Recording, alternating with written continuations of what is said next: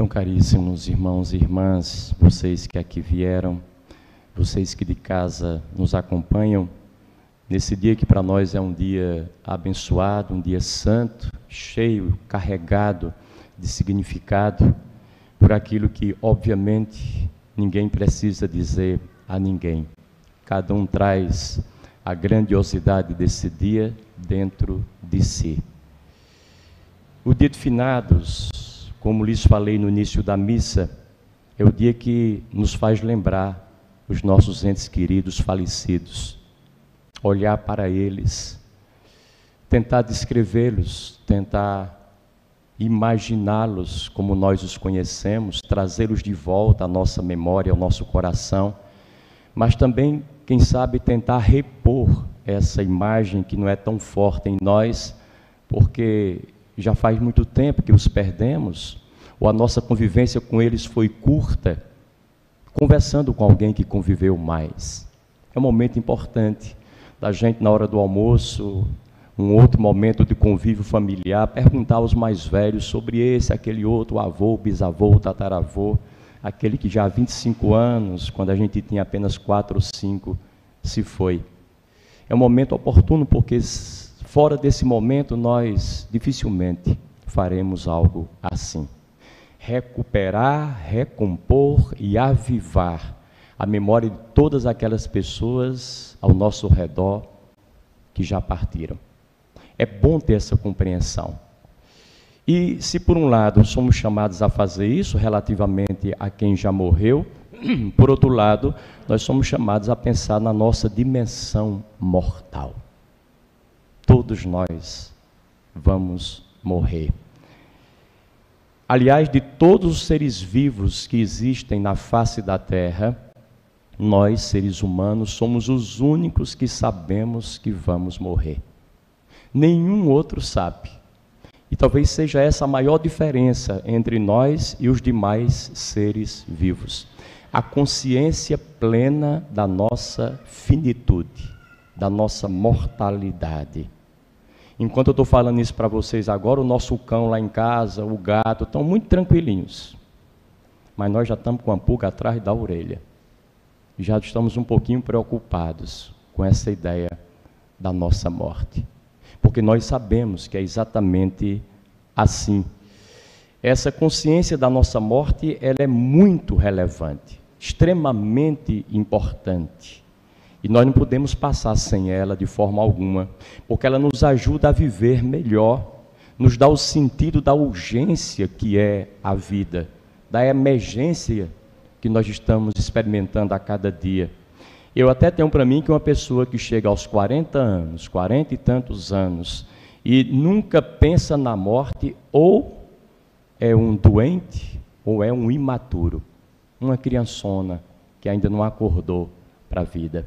E tem muito meninão e meninona por aí, que acham que a vida é essa brincadeira de cada dia, e que não vai passar. Até acreditam na morte, mas morte é coisa para os outros. Não vai acontecer para nós. Tem muita gente que pensa ainda dessa forma e pior, vive como se a morte não fosse coisa tocante a ele ou a ela. A consciência de que nós vamos morrer, ela é fundamental e imprescindível. Lembro-me sempre dos beneditinos, monges, que eles têm uma regra que diz assim para os monges, os confrades: tenha diariamente a morte diante dos seus olhos. Todos os dias o monge é chamado a ter a morte diante de si, no seu pensamento, na sua cabeça, no seu coração. Isso não é para entristecer os monges, não é para deprimi-los, não é para fazer com que eles desistam de viver, para que eles vivam uma certa resignação, já que eu vou morrer mesmo, nada vale a pena. Não é para desistir da vida. Ter a consciência da morte é para que a gente possa dizer, opa, vai acontecer a qualquer momento. E eu estou vivo, não aconteceu ainda. Eu preciso fazer o que tem de ser feito. E é já, não posso perder tempo. Essa urgência é fundamental. Lembro-me de um autor que escreveu um livro aí há uns 25 ou 30 anos atrás, que é um livrinho pequeno, eu sempre falo dele, que é Não Faça Tempestade em Copo d'Água, e um dos capítulos do livro é exatamente isso: imagine-se no seu próprio funeral. Parece uma coisa mórbida, tal, mas não é. Imaginar-se que morreu. E agora? Morri, o que aconteceu? O que é que eu fiz, o que é que deixei de fazer? O que é que ficou pendente? Quais foram as coisas que eu deixei para mais tarde, daqui a um ano, quem sabe, e não consegui? Imaginar-se no nosso próprio funeral é muito importante, para que a gente tenha de novo essa urgência. Eu costumo dizer que santo é aquele que perdeu o medo de morrer. Nenhum santo morreu amedrontado. E os mártires menos ainda. Deram a vida alegremente, ainda que sofressem bastante no corpo, na pele, as dificuldades impostas por aquela morte horrenda. Mesmo assim sabiam o que estavam fazendo. Perderam o medo de morrer. E quando a gente perde o medo de morrer, é porque a gente aprende a viver. Só perde o medo, só se prepara para morrer quem aprendeu a viver cada dia de forma muito correta. E se nós não somos imortais, como de fato não somos, nós podemos ser eternos, deixar nossa marca, deixar o nosso rastro positivo, porque não só para a outra vida, mas também para essa. Podemos ficar na memória do mundo com a coisa boa que nós realizamos. Então, de que modo podemos construir a nossa eternidade? Mais ou menos aqui, definitivamente lá. Em outras palavras, o que nos assusta quando pensamos na morte não é a morte em si, é o medo da gente morrer sem ter vivido. Essa é uma desgraça. A morte não mete medo, porque ela não amedronta ninguém. Ela vem muito rapidamente. Meu irmão faleceu há 2 anos atrás, aqui em Jardim, com 81 anos. Estava conversando, dobrou a cabeça e faleceu. Não temamos a morte. A dor é muito pequena. Talvez alguém que tropece numa pedra e arrebenta o dedo sofre muito mais. Não é isso que nos assusta. O que nos assusta é o medo da vida. É de ter passado o tempo todo aqui, 10, 30, 50, 80, 90 ou mais anos e não ter feito absolutamente nada que preste. Isso é assustador. Quem vive assim não precisa de inferno. O inferno já está instalado dentro de si. E é desse inferno que a gente tem que se livrar. E é esse inferno que a gente tem que driblar. É esse inferno que conscientemente a gente tem que evitar o mais possível. Então, a pergunta é: o que fazer para a gente não cair nessa desgraça de ter vivido, de ter passado pela vida e não ter vivido plenamente? Eu deixo aqui algumas dicas que talvez alguém pegue, sirva a alguém. Primeiro, vivamos fazendo em tudo o nosso melhor. O professor Cortella diz que a gente deve todo dia fazer o melhor da gente, com as condições que a gente tem. E se amanhã a gente tiver condições melhores, faça melhor ainda. Faça sempre aquilo que lhe é possível fazer, mas o máximo daquilo que lhe é possível fazer.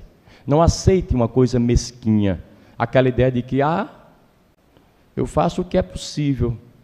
Você vai lá para a reunião, se for possível eu vou. Já está dizendo, eu não vou. Quando eu digo eu faço o que é possível, eu não vou fazer nada, vou deixar as coisas acontecerem. Saiamos dessa cilada, façamos o nosso melhor, sem rodeios, sem nos enganarmos a nós próprios, sem nenhum engodo. Isso é muito importante. Ou seja, se alguém perguntasse para mim qual é o maior objetivo de uma vida, de alguém ter vindo ao mundo, qual é o plano de Deus para um ser vivente? Alguém pode dizer, é que eu seja um bom profissional, que seja ético, seja correto, que eu seja um pai de família exemplar, que eu seja alguém que onde chegue as pessoas gostem de mim, que a minha palavra convença os outros todos. Podemos responder assim. Mas há uma maneira mais simples e mais prática e talvez mais verdadeira da gente responder uma pergunta como essa. Qual é o objetivo maior da sua vida? Eu diria, fazer bem feito todas as coisas que a vida colocar em minhas mãos todos os dias. Sejam pequenas, médias ou grandes. É estar à altura daquilo que a vida é para mim. E ela se desabrocha para mim de forma diferenciada a cada momento. Ela é cheia de surpresas, que eu esteja à altura das surpresas, do imprevisível, do impensado. E esse é um trabalho cotidiano.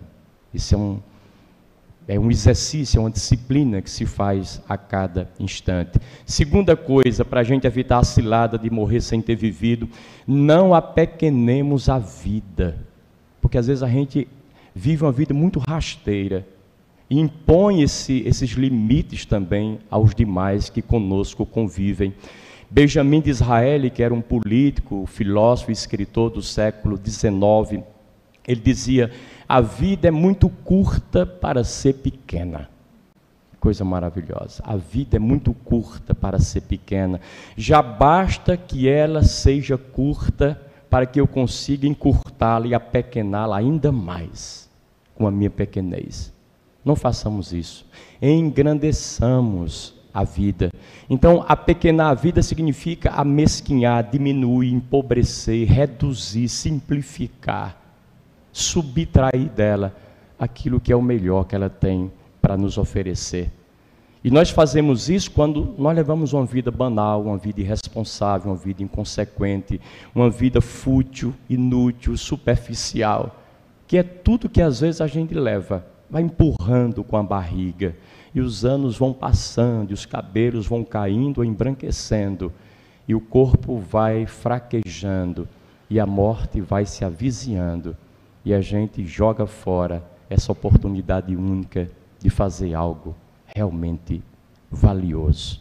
Barão de Tararé, ele dizia que a única coisa que você leva da vida é a vida que você leva. Se a única coisa que eu levo da vida é a vida que eu levo, a pergunta é: qual é a vida que eu levo?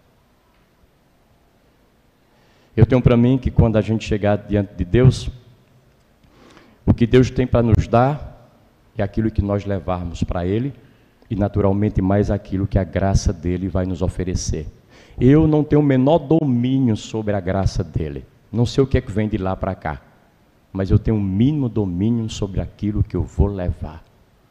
Levemos uma bagagem que preste, que seja digna da nossa passagem por aqui, que possa estar à altura de tudo aquilo que recebemos de bom, como dons, talentos, aptidões, inclinações, carismas, potencialidades, inteligência, criatividade e mais um monte de coisa maravilhosa que a vida nos concede e reaviva em nós, refaz em nós a cada dia.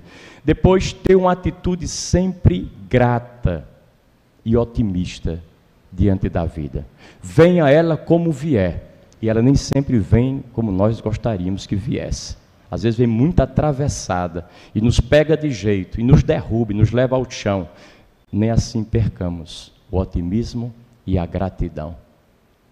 Um coração grato nunca é um coração infeliz. Uma pessoa que não agradece é um infeliz o tempo inteiro. E agradecer não só pelas coisas que nós classificamos como boas, porque quem somos nós para saber o que é bom e o que não presta? Agradecer por tudo, porque às vezes as coisas menos boas são aquelas de que mais nós precisamos para nos alavancar e nos colocar no lugar de destaque que nós merecemos. As coisas boas nem sempre nos ajudam.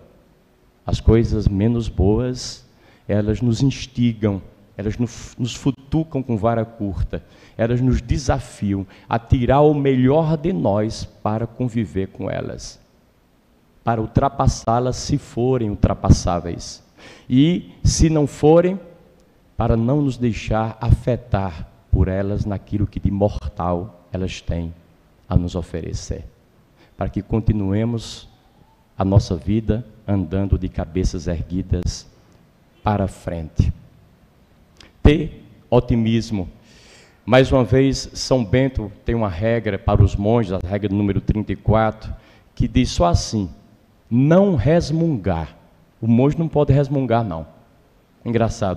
Ele pode tudo. Ele pode falar, discordar, discutir, debater. Só não pode resmungar, lamentar, lamuriar, queixar-se, reclamar. Porque não tem motivo para isso. Nenhum de nós tem motivo para isso.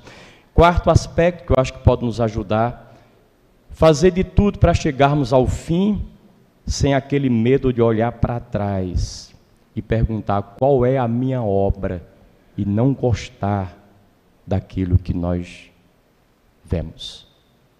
Todos nós temos uma obra para realizar e realizamos todos os dias, ainda que não queiramos, não saibamos. Cheguemos no fim, olhemos para trás e tenhamos algum orgulho da nossa obra. Se não tivermos, nada feito. Porque aí o tempo já passou, a gente não pode mais recomeçar como nós queríamos e desejaríamos, e nós olhamos para frente e não tem tempo nenhum, já está acabando. Aí é terrível. Mais uma vez estaremos encurralados. Vejamos isso agora. Depois, viver uma vida significativa, uma vida de significado. Porque às vezes a nossa vida se resume a ganhar dinheiro, ou seja, a ganhar a vida de cada dia, a comprar coisas e a vender e a trocar. Meu pai dizia que a grande desgraça de uma pessoa muito rica, que tem muitos bens, que comprou muito trem, como nós falávamos no passado, e os mineiros ainda falam hoje, é que essa pessoa, ela compra coisa demais e todo o tempo que ela tem é apenas para pastorar o que ela comprou. Para ninguém roubar, ninguém ralar, ninguém chegar perto, ninguém. Será que somos dessas pessoas? Que compramos um monte de coisas e estamos pastorando e vivendo em função delas, e a vida está passando e nós não estamos percebendo?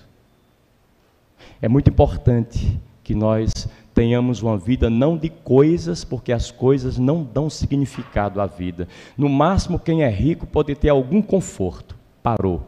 Além disso, não. Mas conforto não confere significado.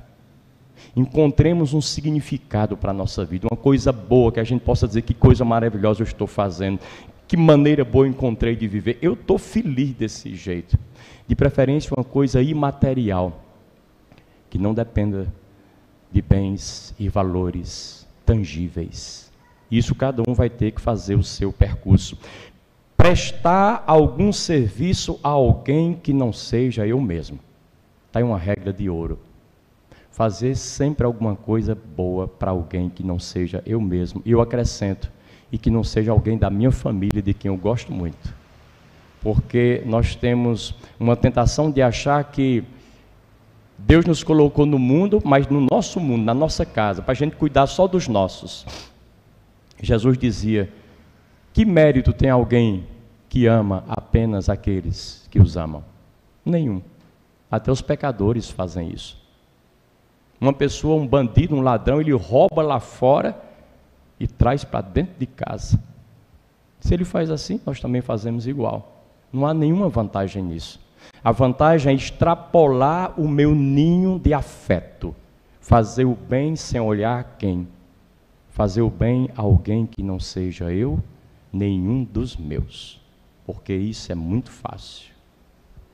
Depois, e aqui vamos terminando, Albert Schweitzer, que foi o Prêmio Nobel da Paz em 1932, ele dizia que a tragédia da vida não é quando uma pessoa morre, mas é aquilo que morre numa pessoa enquanto ela ainda está viva. O que é que nós estamos deixando morrer em nós, ainda estando vivos? Essa pergunta cada um pode fazer para si e pode procurar respondê-la. E nós envelhecemos e morremos, ainda vivos, é quando nós não temos mais causas nobres para lutar, não temos sonhos para realizar, não temos ideais que nos movam. Só vale a pena viver, diz o poeta, quando se tem um ideal pelo qual vale a pena morrer. Qual é o nosso ideal? O que é que nos motiva a viver? O que é que nos faz acordar todo dia, levantar da cama ou da rede, colocar os pés no chão e tocar a vida para frente? O que é que nos movimenta, afinal de contas? Pergunta para cada um também levar para a sua cabeça e para o seu coração. Jesus dizia, no final, uns ressuscitarão para a morte e outros ressuscitarão para a vida.